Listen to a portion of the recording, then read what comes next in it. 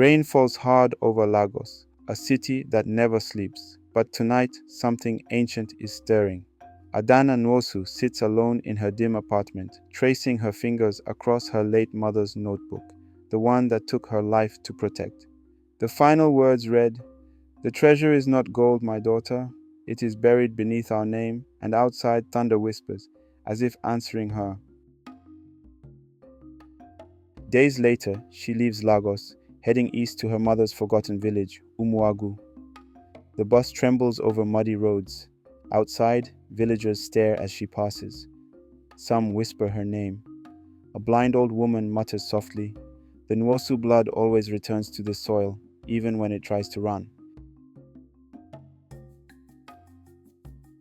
Her mother's house stands alone at the edge of the village, half eaten by vines and swallowed by silence.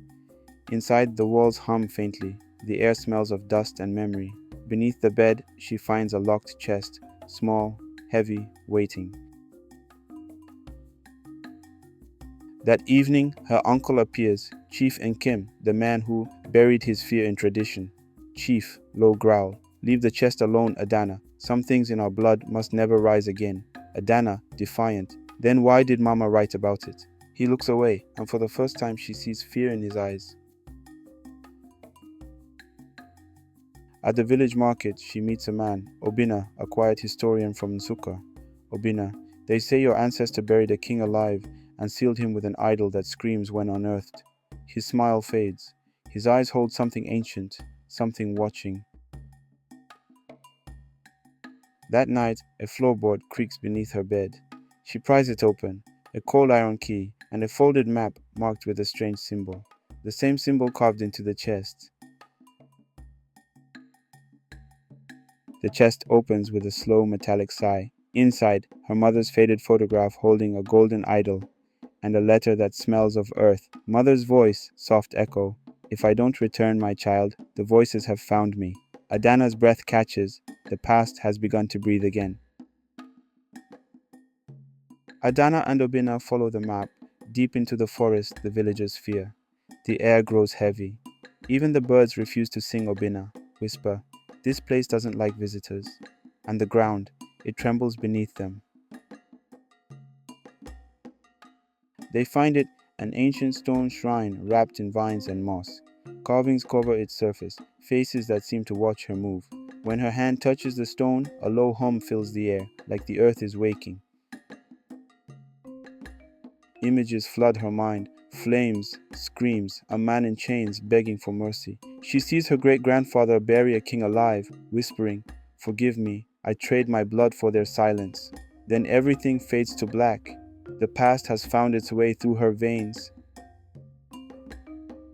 Adanna wakes in the forest, cold sweat on her skin, the idol clenched in her hand.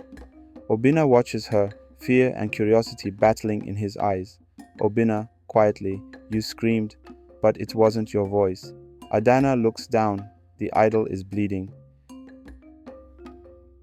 Back in the village, the elders gather under the moonlight. They whisper old prayers, burning herbs to keep the soil quiet. Chief Nkem, "The girl has awakened the curse. If she digs further, none of us will sleep again." At night, Adanna hears whispers through the walls. Her mother's voice calls her name, but softer, fractured, almost pleading.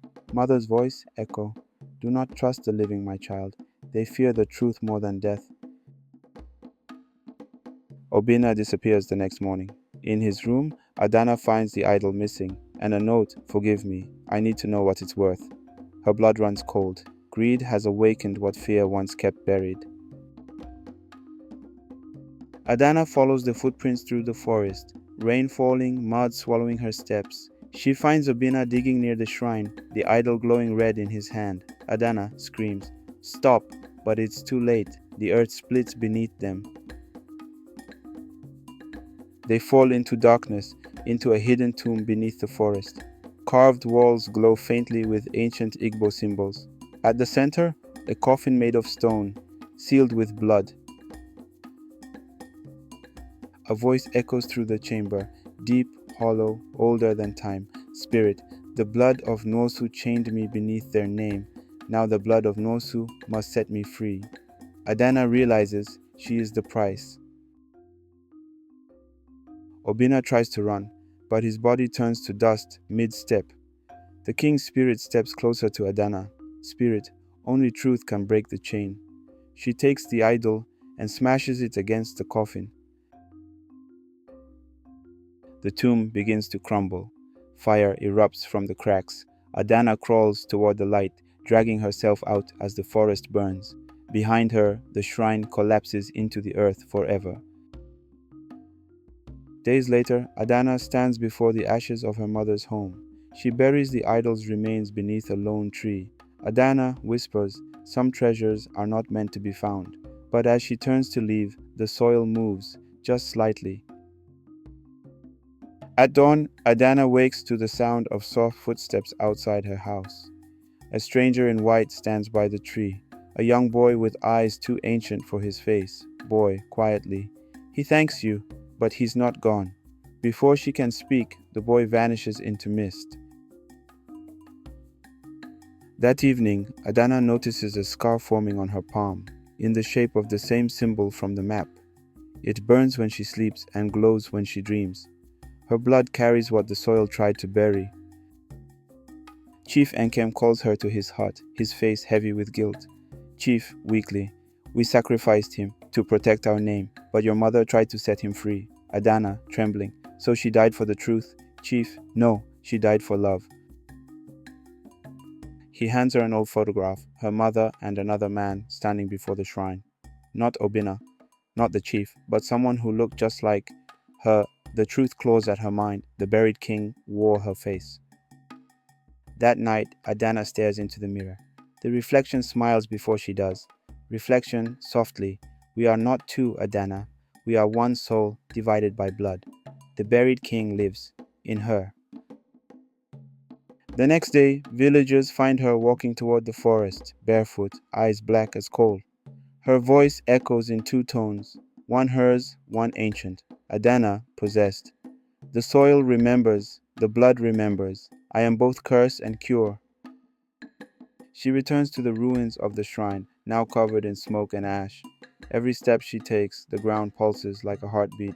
The spirits rise to greet their queen.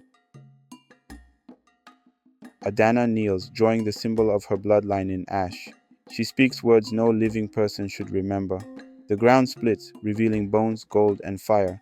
Adanna, chanting, "Let the soil take what it gave."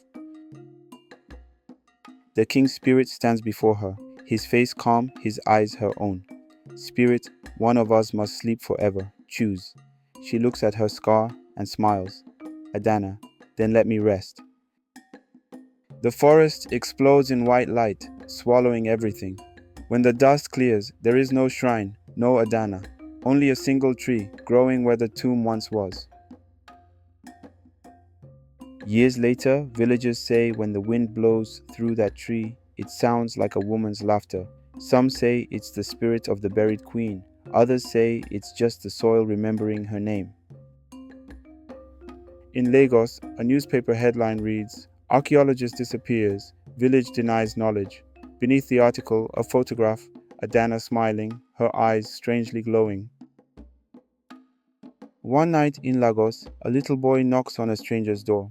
"Boy, my name is Adanna," and in his palm, the same scar still burning.